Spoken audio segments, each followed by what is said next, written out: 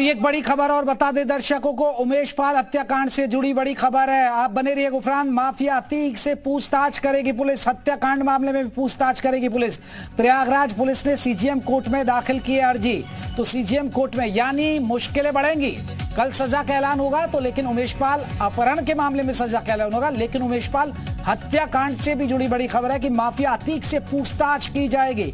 हत्याकांड मामले में पूछताछ करेगी पुलिस। प्रयागराज पुलिस ने सीजीएम कोर्ट में अर्जी दाखिल कर दिया है। गुफरान हमारे साथ बने हुए हैं। गुफरान, अर्जी दाखिल कर दिया है यानी उमेश पाल, उसका पहले अपहरण, वो केस, उसमें सजा का ऐलान, फिर हत्याकांड से जुड़ी चीजों को लेकर जानकारी जुटाने की कोशिश करेगी, क्योंकि सीधे तौर पर अतीक की भूमिका सामने आ रही है।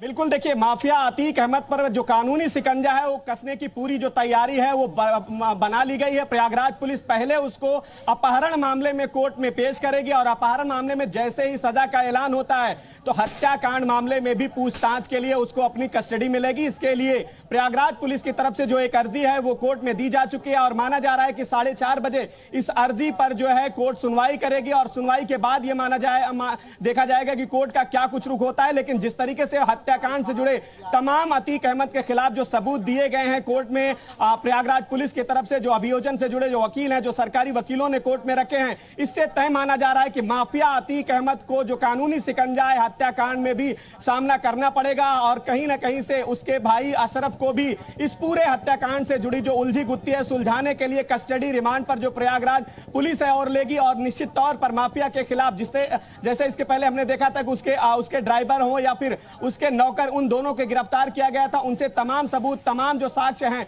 वो प्रयागराज पुलिस ने कलेक्ट किए थे और उसी आधार पर कोर्ट में जो सीजीएम कोर्ट में अर्जी दी गई है उसमें जिक्र किया गया है कि माफिया अतीक अहमद से हत्याकांड मामले में पूछताछ करना बेहद जरूरी है। और इसी लिहाज से कोर्ट में जो अर्जी दी गई है उस अर्जी में जिक्र किया गया है कि माफिया अतीक अहमद और उसके भाई का कस्टडी में होना जरूरी है।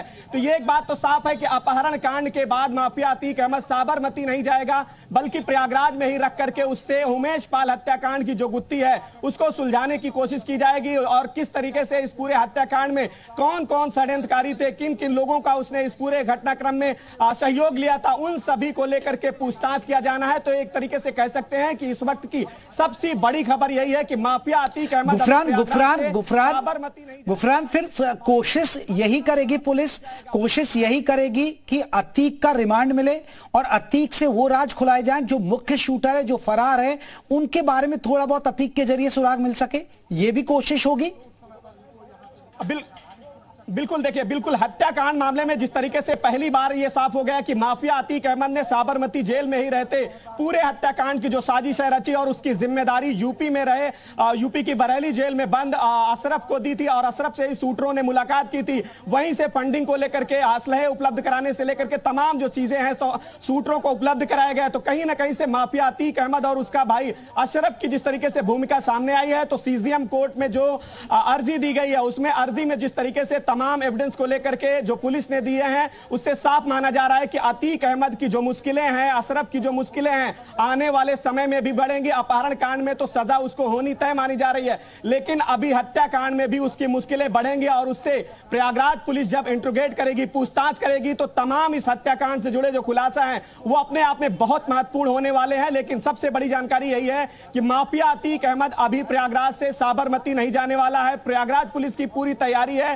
सीजीएम कोर्ट में जो अर्जी दी गई है उस अर्जी में उसको कस्टडी रिमांड में लेने की जो मांग है वो अपने आप में बहुत महत्वपूर्ण मानी जा रही है। और निश्चित तौर पर इस पूरे हत्याकांड की जो गुत्थी जिस तरीके से उलझी है, 5 शूटर, चाहे अतीक अहमद के 5 लाख के इनामी बेटे अशद की बात करें या फिर गुलाम की बात करें, बमबाज गुड्डू मुस्लिम की बात करें, साबिर की बात करें जो राइफल से फायरिंग कर रहा था, इसके अलावा फायरिंग जो बाइक लेकर के आया था अरमान, इन 5 शूटरों की लोकेशन से लेकर के माफिया अतीक अहमद की पत्नी 25,000 रुपए की जो इनामी शाइस्ता परवीन है उसकी तलाश को लेकर के भी वो कहां हो सकती हैं, किनके शरण में हो सकते हैं, उन तमाम पहलुओं को लेकर बिल्कुल उन तमाम पहलुओं को खंगालेगी अब पुलिस, क्योंकि अब शिकंजे में आ गया। और प्रयागराज पुलिस की कोशिश यही होगी कि हत्याकांड की गुत्थी को भी इसी के जरिए सुलझाया जाए।